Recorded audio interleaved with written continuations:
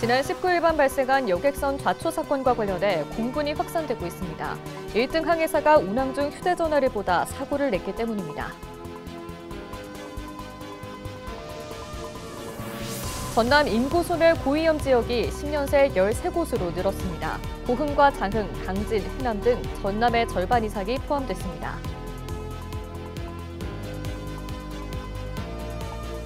전국 학교 비정규직 연대회의가 총파업에 돌입하면서 학교 급식이 중단됐습니다. 전체 학교 가운데 12%가 급식 대신 간편식을 제공했습니다.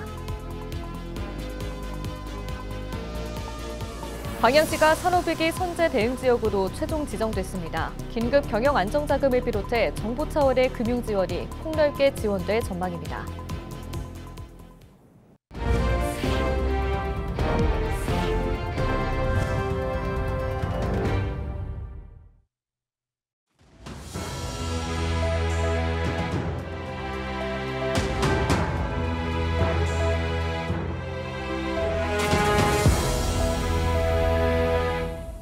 시청자 여러분 안녕하십니까? 헬로티비 뉴스입니다.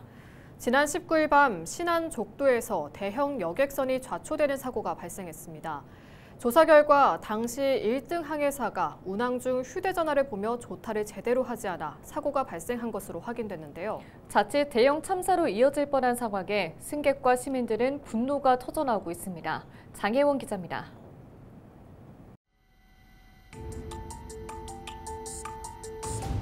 방송도 좀 늦었고 원인 파악 중이니까 기다리라고 안 나오고. 정면으로 그 섬에 박쳤으니까 옆으로 박쳤다면 배가 넘어갔을 거예요.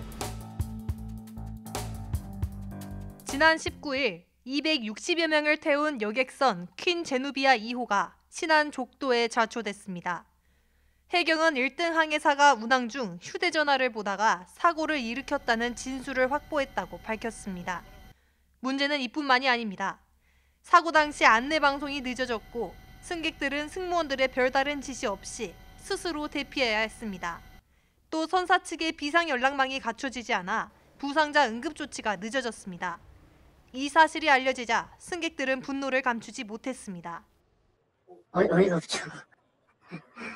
근데 약간 계속 좀 배가 운전을 좀 이상하게 해가지고 저희 생각에는 약간 조타기 고장 났는 상태로 운전한 거 아닌가라는 생각을 했었는데, 그 얘기 들었을 때 진짜 화가 더 났죠. 어디 그 항로, 큰 항로라면 모르지만 좁은 항로 돌아가지고 그 실질적으로 보면은 배 키를 잡고 가야 할 분이 갔다 그 핸드폰을 보고 키를 안 잡고 갔다 그래. 이번 사고 소식을 접한 시민들은 불안을 호소했습니다. 세월호 참사 이후 10년이 지났지만 여전히 달라진 게 없다며 답답함을 토로했습니다. 바뀐 게 없다고 생각 들었습니다. 관제탑의 뉴스상 봐도 거기도 전혀 뭐 배가 한 5척밖에 안 달아다녔다는데 거기도 잡지 못했고 모든 것이 안전 불감증 아닙니까? 사고 해역은 자동 항법 장치 사용이 제한되는 좁은 수역으로 일반적으로는 수동으로 운항해야 하는 구간입니다. 그런데 당시 항해사는 휴대전화를 보며 자동 항법 장치를 사용했습니다. 법적으로 수동 운항이 의무인 구간은 아니지만 여객선이 좁은 해역을 통과할 때는 선장이 직접 운항을 지휘해야 할 책임이 있습니다. 그러나 사고 당시 선장은 자리를 지키지 않았고 항해사가 자동 운항을 하면서 사고로 이어진 사실이 드러나자 비난이 잇따르고 있습니다. 이와 함께 사고 당시 관제구역을 담당했던 목포 VTS도 여객선의 항로 이탈을 즉시 파악하지 못해 수사 물망에 올랐습니다. 안일한 운항과 허술한 관리 체계가 또다시 드러난 가운데 시민들의 불안은 더욱 커지고 있습니다. 헬로티비 뉴스 장혜원입니다. 목포 해양경찰이 전남 신안 해상에서 여객선 좌초 사고를 낸 혐의를 받고 있는 1등 항해사와 인도네시아 국적 조타수 등 2명에 대해 구속영장을 신청했습니다. 이들은 협수로 구간에서 자동 항법 장치에 의존한 채 부주의하게 배를 몰다 탑승객을 다치게 한 혐의를 받고 있습니다. 사고 당시 항해사는 휴대전화로 뉴스를 보다 수동 운항을 하지 못했다고 진술했고, 조타수는 조타실 안에서 전자 나침반을 보고 있었고 자신의 과실은 없다며 혐의를 부인한 것으로 알려졌습니다. 한편 해경은 지휘 의무를 가진 선장이 사고 당시 조타실을 비운 것으로 보고 입건했습니다. 전남에서 인구 소멸 고위험 시군에 포함된 지역이 10년 사이 한 곳에서 13곳으로 늘었습니다. 호남지방통계청이 발표한 전북과 전남권 인구 감소 지역 변화상 자료를 보면 전남의 22개 시군 가운데 소멸 고위험 지역으로 분류된 곳은 지난 2015년 고흥 한 곳만 해당됐지만 지난해의 경우 고흥을 포함한 담양, 곡성, 구례 보성, 장흥 강진, 해남 한평, 완도 진도, 신안 등 전남의 절반 이상인 13곳이 포함됐습니다. 순천시와 광양시를 제외한 전남의 모든 지역이 초고령 사회로 분류됐고 22개 시군 가운데 인구가 늘어난 곳은 나주와 무안, 광양 등 3곳뿐입니다. 고령 1인 가구 비율은 16%로 전국 평균인 10%보다 높았습니다. 전국 학교 비정규직 연대회의가 총파업에 들어가면서 전남 지역 학교에서 급식 차질이 빚어졌습니다. 이번 파업에 참여한 전남 지역 교육 공무직 규모는 모두 1,300여 명으로 참여율은 61%로 나타났습니다. 전체 학교 800여 곳 가운데 223곳에서는 급식 대신 간편식과 떡, 빵 등이 제공됐으며 돌봄 교실은 616곳 가운데 60여 곳이 운영이 일시 중단됐습니다. 전남교육청은 비상상황실을 운영하는 등 학교 현장 피해를 최소화하는 데 집중하고 있습니다. 국가 철강 산업의 심장인 광양이 다시 도약할 발판을 마련했습니다. 산업위기 선제 대응 지역으로 최종 지정된 건데요. 앞으로 2년 동안 집중적인 재정 금융 지원이 이뤄질 예정인 가운데 침체된 철강 산업의 체질 개선과 미래 산업 전환에 속도가 붙을 것으로 기대됩니다. 보도에 서경 기자입니다. 우리나라 철강 생산 거점인 광양. 수년째 이어진 글로벌 경기 침체와 보호무역 강화로 지역 철강 생태계가 흔들리면서 기업과 협력업체, 소상공인까지 어려움이 번져왔습니다. 이 위기를 넘어서기 위해 광양시는 발빠르게 움직였습니다. 올 초부터 철강산업 위기 해소를 위해 포항 당진과의 긴급 대책회의, 트럼프 2기 관세정책 대응간담회, 여수 순천 광양 3개시의 경제위기 공동선언 등 전방위 대응에 나선 겁니다. 지난 9월 30일 산업위기 선제대응지역 지정을 신청했고 10월 실사단이 광양 국가산단을 방문해 철강 의존도와 고용 현황, 중소기업 경영 실태 등을 점검했습니다. 그 결과 광양시는 정부 산업위기 선제대응지역으로 최종 지정됐습니다. 글로벌 공급 과잉, 중국산 저가 제품 유입, 미국의 고율 관세, 국내 수요 부진까지 겹치면서 지역 기업들이 3년 넘게 어려움을 호소할 만큼 실적이 악화됐습니다. 이대로 두면 지역 경제 전체로 위기가 확산될 수 있다는 판단 아래 광양시와 전라남도는 올해 초부터 산업부와 행안부 등을 여러 차례 방문해 실태를 설명했고 포항, 당진 등 다른 철강 도시들과도 공동 대응했습니다. 광양에는 앞으로 2년 동안 긴급 경영안정자금과 지방투자 촉진 보조금 우대, 소기업 금융지원, 협력업체 소상공인 금융지원 등 폭넓은 정부 지원이 집중됩니다. 단기 지원을 넘어 철강 중심 산업 구조를 미래형으로 전환하는 전략적 전환점으로 평가됩니다. 광양시는 관련 예산을 내년 1회 추경에 반영해 지역 산업 전환 사업을 본격 추진할 계획입니다. 자금난 해소를 위해 최대 10억 원 규모의 긴급 경영 안정자금을 저금리로 지원하고 대출 만기 연장이나 상환 이외도 가능합니다.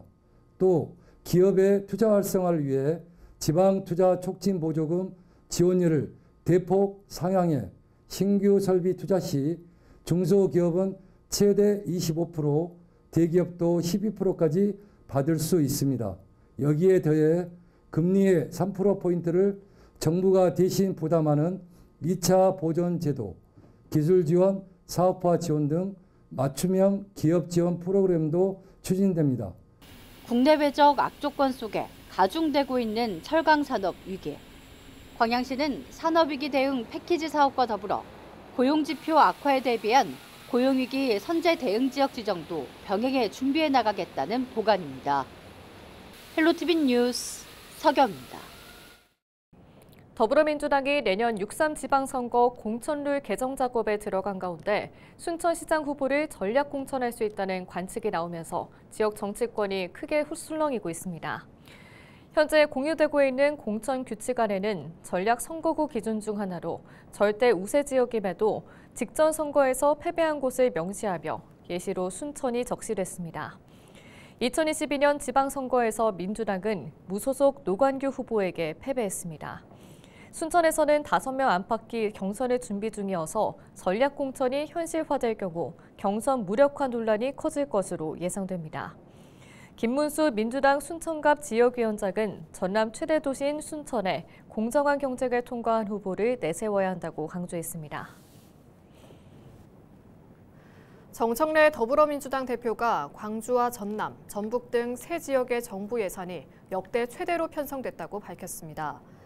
정 대표는 20일 국회에서 열린 호남발전과제 보고회에서 이재명 정부 첫 예산이라고 볼 수 있는 내년도 예산 편성을 봤더니 광주는 3조 6,616억 원, 전남 9조 4,183억 원에 연구개발 예산 236억 원, 전북 9조 4,585억 원 등 역대 최대 규모라고 설명했습니다. 그러면서 광주는 인공지능 국가시범도시 조성이나 호남 고속도로 확장을, 전남은 교통망 증설과 인공지능 데이터센터 사업을, 전북은 하계올림픽 유치와 신재생에너지 산업단지 조성을 챙겨봐야 할 것 같다고 강조했습니다. 주철현 국회의원이 대표 발의한 석유화학산업 경쟁력 강화 특별법이 국회 산업통상자원 중소벤처기업위원회 전체 회의를 통과했습니다. 해당 법안에는 국가와 지자체가 석유화학 산업의 발전을 위한 종합시책을 수립하고 이를 위한 행정적, 제도적 지원을 마련하는 내용이 담겼으며 사업자의 고부가 전환에 대해 조세 감면 등을 지원하도록 하는 내용이 포함됐습니다. 주 의원은 남은 절차인 국회 법사위와 본회의도 통과해 석유화학 산업의 경쟁력 회복을 앞당길 수 있도록 집중하겠다고 밝혔습니다. 전남 지역 대학생들에게만 지원하던 아침 식사를 산당 근로자들에게도 확대하는 내용의 근거가 마련됐습니다. 해당 지방조례는 나광국 전남도 의원이 지난 7월 5분 자유발언을 통해 처음 제안했고 4개월 만에 전라남도 아침 식사 지원 조례가 개정되면서 결실을 맺었습니다. 조례에는 전남의 농수산물을 사용하도록 권고하고 전남의 산단에서 일하는 근로자를 지원 대상으로 명시하고 있습니다. 재생에너지가 전남의 미래 동력으로 주목받고 있는 가운데 내년 3월 시행을 앞둔 해상풍력특별법의 제도적 과제를 짚어보는 토론회가 열렸습니다. 21일 국회 토론회에 참여한 전문가들은 해상풍력특별법이 제대로 안착하려면 재정 취지에 맞는 하위 법령이 중요하다고 강조했습니다. 또 법 전환기에 해상풍력 사업자와 지역사회가 중장기 대응 계획을 세울 수 있도록 정부 차원에서 단계별 길잡이를 제시해야 한다는 지적도 나왔습니다. 특별법 제정을 주도적으로 이끌어온 김원희 의원은 이날 토론회에서 나온 의견들이 정책으로 구현될 수 있도록 국회 차원에서 살피겠다고 약속했습니다. 대한민국은 이제 사실은 시작하는 단계여서 마음이 참 급합니다. 법적 제도적 장치들이 빨리 마련돼서 이 해상풍력 사업이 속도 있게 진행됐으면 좋겠습니다. 좋은 제안과 말씀 주시면 저희들이 국회에서 담을 내용, 우리가 책임져야 될 내용들에 대해서는 책임지겠다 이렇게 약속드립니다. 전남 목포에서 장애인과 비장애인이 소통하고 화합하기 위한 자리가 마련됐습니다. 목포시는 21일 실내체육관에서 2025 장애인 한마당 큰 잔치를 열고 다양한 무대 공연과 체험 행사를 비롯해 장애인 복지 증진에 기여한 유공자에게 상을 수여했습니다. 장애인 한마당 큰 잔치는 지난 2010년부터 시작돼 16회째를 이어오고 있습니다. 강진군이 제18회 대한민국 지방재정대상에서 우수기관으로 선정됐습니다. 강진군은 군이 직접 운영하는 이커머스 직영 모델이 지역 소상공인의 온라인 판로 확대와 예산 효율화를 동시에 이뤘다는 점에서 높은 평가를 받았다고 설명했습니다. 이상으로 뉴스를 마칩니다. 저희는 언제나 지역민 여러분과 함께합니다. 시청해주신 여러분 고맙습니다.